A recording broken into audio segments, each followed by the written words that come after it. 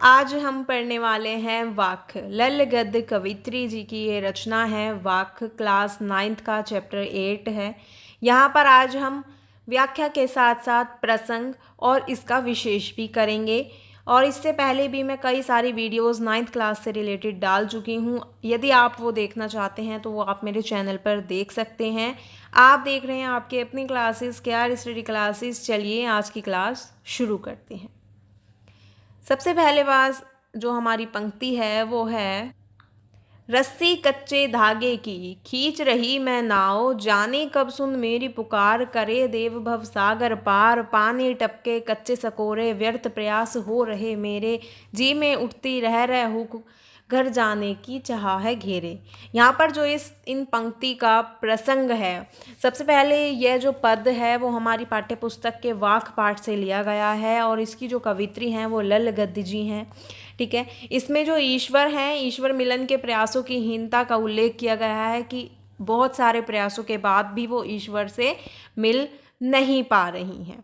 व्याख्या। प्रस्तुत पंक्तियों में कवित्री ने नाव की तुलना अपने ज़िंदगी से करते हुए कहा है कि वो इस कच्ची डोरी यानी कि अपनी सांसों के द्वारा चल रही हैं और वो इस इंतज़ार में अपनी ज़िंदगी काट रही हैं कि कभी प्रभु उनकी पुकार सुनकर उन्हें इस ज़िंदगी से पार करेंगे। उन्होंने अपने शरीर की जो तुलना है वो मिट्टी के कच्चे ढांचे से करते हुए कहा है कि उसे नित्य पानी टपक रहा है, यानी कि जो हर दिन उनकी जो उम्र है वो कम होती जा रही है। उनके प्रभु मिलन के लिए जो किए गए सारे प्रयास हैं वो व्यर्थ हो गए हैं, लेकिन वो अभी भी अपने प्रभु से मिल नहीं पाई हैं। उनके मिलन की जो व्याकुलता है वो बढ़ती जा रही है और असफलता प्राप्त होने से उनको बहुत ज़्यादा इस चीज़ का खेद है। उन्हें प्रभु के शरण में जाने की जो चाहत है वो घेरे हुई है। ठीक है, घर वो यहाँ पर प्रभु की शरण को कहती हैं। इसके बाद है विशेष। भक्त हृदय का परमात्मा से मिलन ना हो पाने का जो कष्ट है वो यहाँ पर बताया गया है। ठीक है, कि वो बहुत ही ज़्यादा बहुत ही हृदय से भक्त हैं परमात्मा की, लेकिन वो उनसे मिलना चाहती हैं लेकिन वो उनसे मिल नहीं पा रही हैं और जो कष्ट उनको हो रहा है उससे वो यहाँ पर हमें दिखाया गया है। रूपक और अनुप्रास अलंकार है यहाँ पर पंक्तियों में, सरल सुबोध भाषा का प्रयोग किया गया है। नेक्स्ट पंक्ति है हमारी, खा खा कर कुछ पाएगा नहीं, ना खाकर बनेगा अहंकारी, सम खा तभी होगा संभावी, खुलेगी साकल बंद द्वार की। प्रसंग।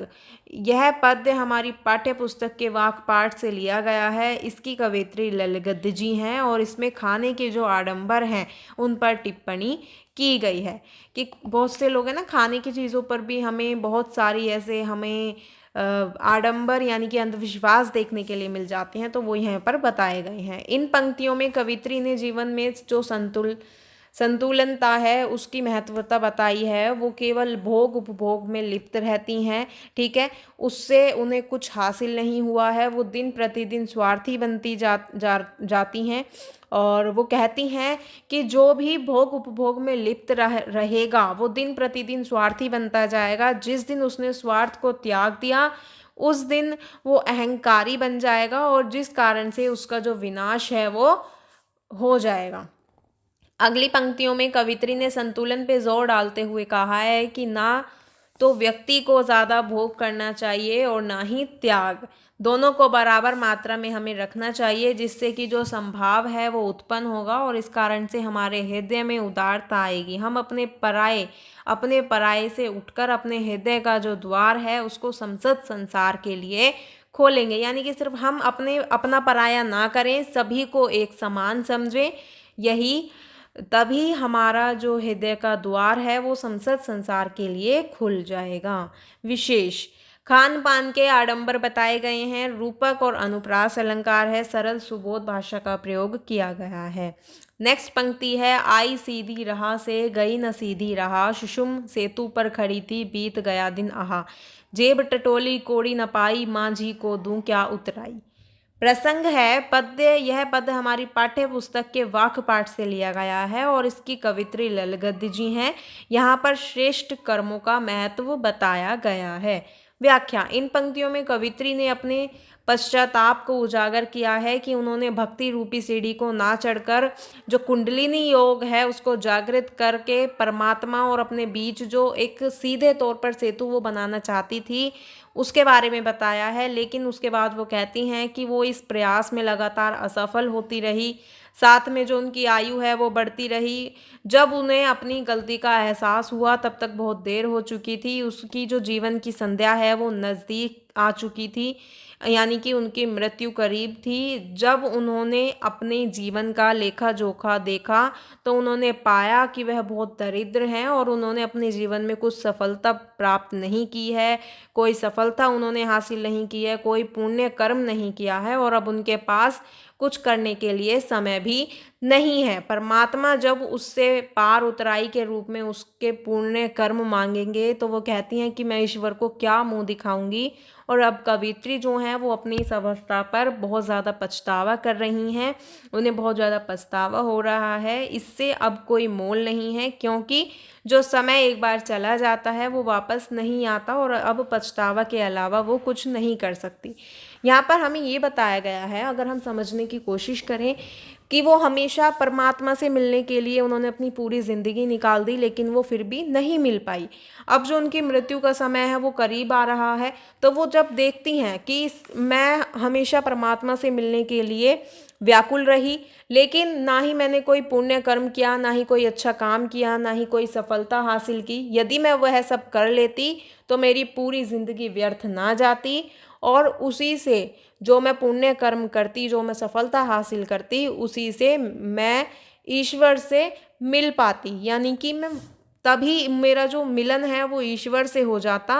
अगर मैं सिर्फ ईश्वर से मिलने की चाह ना रखती, मैं अच्छे कर्म करती, तो मेरा जो मैं जो है वो ईश्वर से तभी मिल पाती, क्योंकि उन अच्छे पुण्य कर्म करने पर आपको ऐसा एहसास होगा कि आप खुद ही ईश्वर से मिल रहे हैं, आपके साथ अच्छा हो रहा है, ठीक है।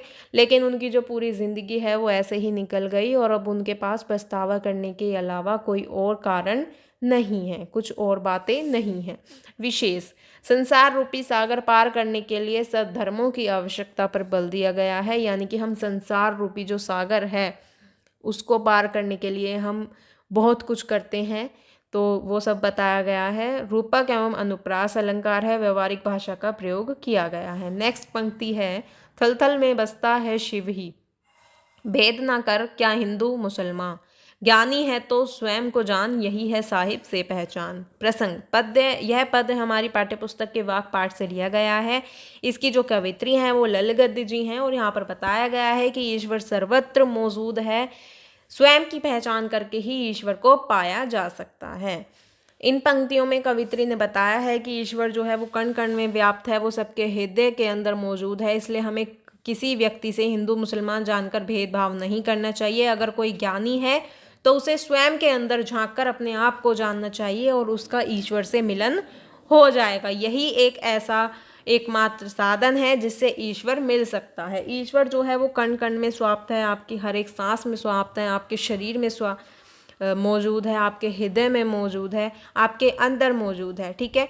हमारी कण कण में, हर हवा में, हर एक चीज़ में जो है ईश्वर है और हमें किसी भी व्यक्ति के साथ अमीर गरीब, ऊंच नीच, हिंदू मुसलमान, जाति धर्म के नाम पर कभी भेदभाव नहीं करना चाहिए।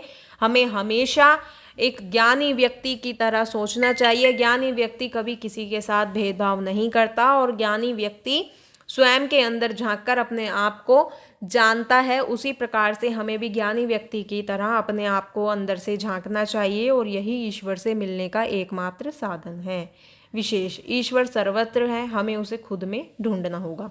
रूपक एवं अनुप्रास अलंकार है, व्यवहारिक भाषा का प्रयोग किया गया है। यहाँ पर जो हमारा चैप्टर है वो कंप्लीट होता है। काफ़ी ज़्यादा अच्छे पद थे और अगर आपको समझ आए, वीडियो अच्छी लगी तो वीडियो को लाइक कमेंट शेयर ज़रूर करें और मेरे चैनल को सब्सक्राइब करें।